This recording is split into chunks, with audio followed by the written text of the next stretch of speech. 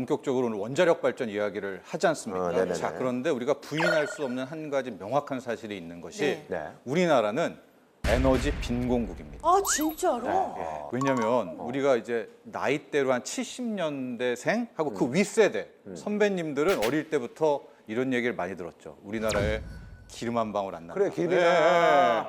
하고 맨날 그 스위치 빼라. 귀에 이거 빼라. 딱 지않게 들었어 예. 진짜로. 기름이 나냐 뭐가 나냐 해서 야 어, 불꺼 맞아. 불꺼 불꺼. 그냥 그런 거 아니야. 맞아, 맞아. 맞는 에어컨 얘기예요. 그냥 장식품 두고 막 맞아, 그러고 나서 맞아. 에너지 빈공국인데 그러나 이후에 지금 우리의 MZ 세대들은 우리가 에너지 빈공국이라고 몰라. 이야기를 하면 몰라요. 정말 응? 몰라요. 왜냐면 마음대로 전기를 쓸 수 있고 그러니까. 예. 근데 보통 에너지는 어떻게 사용하느냐? 뭐 원유, 기름도 있겠고요, 석탄도 있겠고, 맞아요. 우리가 얘기할 이제 원자력도 있겠고, 가스도 뭐 있고. 신재생도 있고, 천연가스도 있게 되는데, 자 일단 먼저 왜 우리가 이 에너지 빈공국이란 걸 그런 사실을 잊어버렸느냐? 네네네. 첫 번째, 우리나라의 에너지 소비량이 전 세계 10위입니다.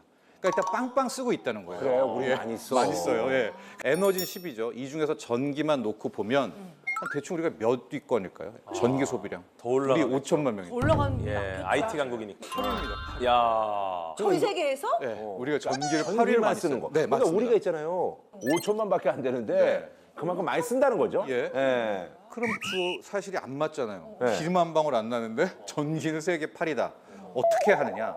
다 수입합니다. 수입하는 거예요. 예, 92% 이상을 우리는 다 수사드리고 있고요. 예, 우리가 연간 에너지 수입하는 액수가 한 1,300억 달러가 넘거든요. 이게 원화로는 164조 원 이상이니까 매년 일단 160조 원씩을 그냥 이 돈으로 에너지 소비를 매년? 네, 매년이죠. 매년 160억씩으로 해결을 하고 있는. 뭐 지금 전 세계가 이게 평화롭게 지내니까 돈 내고 사면 되는데 그렇죠. 뭔가 이유가 있어가지고 정치적인 목적으로 해서 돈을 준다고 하는데도 안 팔면 그렇죠. 우리 옛날에도 그렇잖아. 인간과 인간 사이도 맞아, 맞아. 당연히 줘야 되는 건데 뭐가 삐져가지고 야, 안 해. 안 팔아. 그러니까 곤란해지는 거거든. 맞아요, 맞아요. 이게 실제로 영화 속 이야기가 아니라 현실의 이야기라는 게 2022년만 생각해봐도 맞아요. 그래요. 그때 이제 러시아와 우크라이나 맞아, 전쟁이 맞아. 일어났었잖아요. 근데 그때 이제 우리가 생각을 할 때 아니 왜 이렇게 전쟁이 끝나지 않을까? 근데 이게 또 에너지가 있었고 결국에는 유럽에서 말도 안 되는 이 문명의 역행이 있었습니다. 야, 이거 있잖아요. 덴마크에서 지금 건조기 쓰지 말라는 거죠. 사우나를 못 하고. 아, 핀란드 하면 사우나인데. 뭐야? 샤워 2분 내 치. 아, 저건 군대에서나 가능한 건데 말이죠. 그렇죠, 그렇죠. 네. 장자. 와. 그렇죠. 검색어 순위에서 장작이 나왔던 이거 쓰라는 거예요. 네. 포인트가 우리가 러시아 우크라이나 전쟁이 일어났을 때 네네네. 유럽의 국가들이 우크라이나를 지원을 하니까 러시아가 2022년 4월 27일에 보복을 합니다. 어떤 보복을 하느냐? 천연가스관을 끊어요. 맞아요. 어머. 근데 이게 왜 중요하냐? 유럽이 천연가스의 40% 정도가 러시아에 의존하고 맞아요. 있었던 거예요. 그러니까 우리 지금 고속도로를 뚫은 거죠. 그래서 언제나 이렇게 그냥 틀면은 맞아요. 가스가 올 수 있게 딱 라인을 만들었는데 수도관처럼 그렇게 해놓은 수도관처럼 건데. 만들었는데 너네가 전쟁 도와? 막아버릴게. 그럼 갑자기 어느 나라의 에너지가 40%가 못 만들어지는 거예요. 결국 그 안에서 어떻게 되느냐? 유럽 국가에서 다른 나라로 갈 천연가스들 이제 비싸게 사기 시작을 하는 거예요. 그렇게 되니까 자연스럽게 어떻게 되느냐?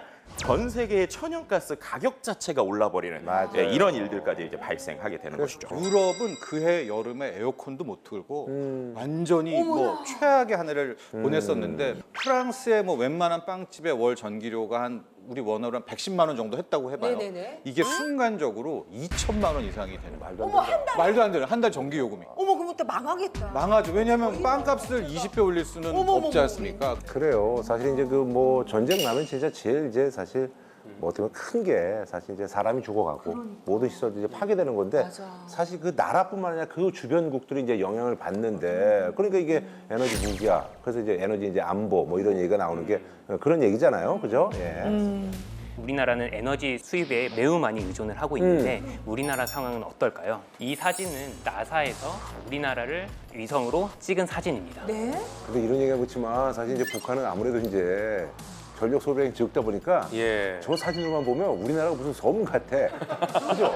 자, 유럽의 각 국가들은 이게 대륙이 연결되어 있다 맞아요. 보니까 전력망을 또 서로 공유를 하고 있습니다. 맞아. 그래서 어느 한 국가에서 전기가 좀 모자라면 옆에 국가에서 좀 사오기도 사오기도 하고요. 하고. 내가 좀 여력이 남으면 다른 국가에 부족한 국가에 이렇게 팔기도 합니다.